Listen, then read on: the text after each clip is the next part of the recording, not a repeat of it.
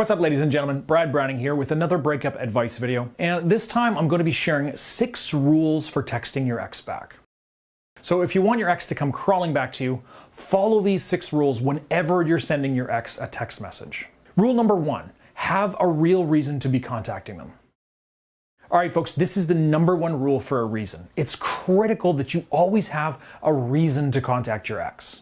You definitely do not want to be simply reaching out just to say hey or what's up, because this kind of pointless message is going to be a major turnoff for your ex, and it gives the impression that you care too much. Now, you don't need a perfect reason to contact your ex, you just need a reason of some kind that sounds legitimate. You know, even finding a funny meme on Reddit that you know your ex will enjoy can be enough of a reason to contact them.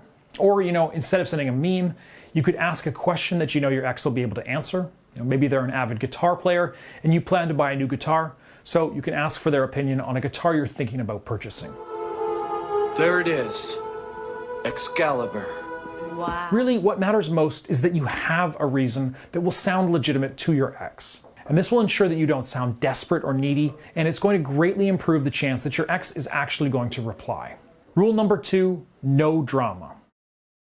Now, this is another very, very important point. When you're texting back and forth with your ex, it's crucial that you avoid getting into any kind of argument or drama with them. You want your interactions with your ex to be positive and to be enjoyable for them. And getting into a bickering match or rehashing old drama is going to do the exact opposite. You know, arguing or discussing, serious relationship topics in your texting exchanges will not only ensure that your ex doesn't enjoy the conversation, but it's also going to remind him or her of why you broke up in the first place. Simply put, you want your texts to be fun and lighthearted, not full of drama or arguments. Texting rule number 3, keep it brief.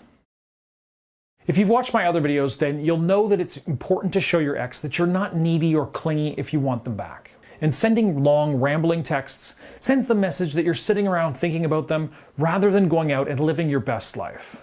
Now, I mean, if you were really thriving on your own since the breakup, which again is exactly what you should be doing in order to make your ex want you back, well, you wouldn't have time to sit down and send your ex a lengthy text message. So keep your texts short and to the point. You know, don't put too much time into any single text message, just keep them brief and fun. And rule number 4, inject humor.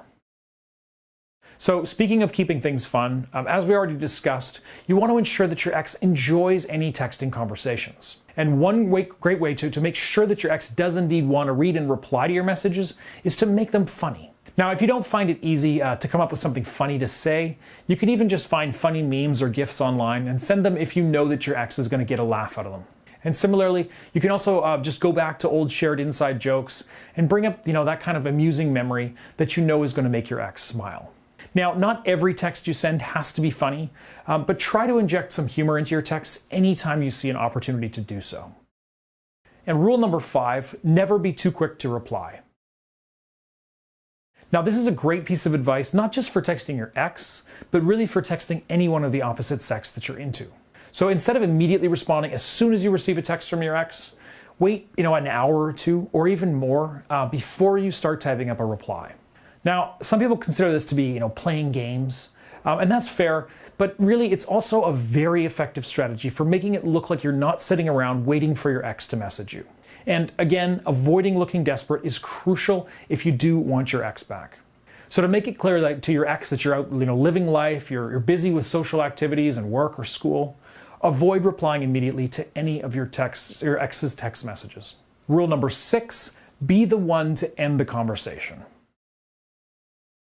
So along the same lines as we just discussed, another thing you want to do when you're texting with your ex is to be the one to end the discussion. So that means that you'll be ignoring or just not replying to a final message from your ex, effectively shutting down the conversation. Now, you don't have to do this every single time you talk to your ex, but for the most part, you should aim to be the one ending most texting conversations with your ex.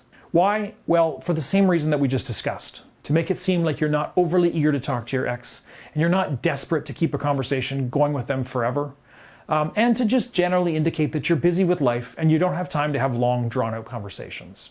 Basically, it's a power move. You're sending a subtle, subconscious message to your ex that you're high value, and you'll quickly move on to someone new if your ex doesn't change their mind about breaking up. And finally, a bonus rule, number 7, go and watch my free video tutorial at breakupbrad.com before you send your ex another text. If you're trying to win back your ex, which again, I assume you are because you're still watching this video, then that is the best place to start, breakupbrad.com, where you can watch my full video tutorial that will give you a solid game plan to change your ex's mind about breaking up and beg to have you back. Again, go watch it for free right now at breakupbrad.com. And that's it for this video. Thanks for watching, folks. Good luck out there, and I'll see you in my next video.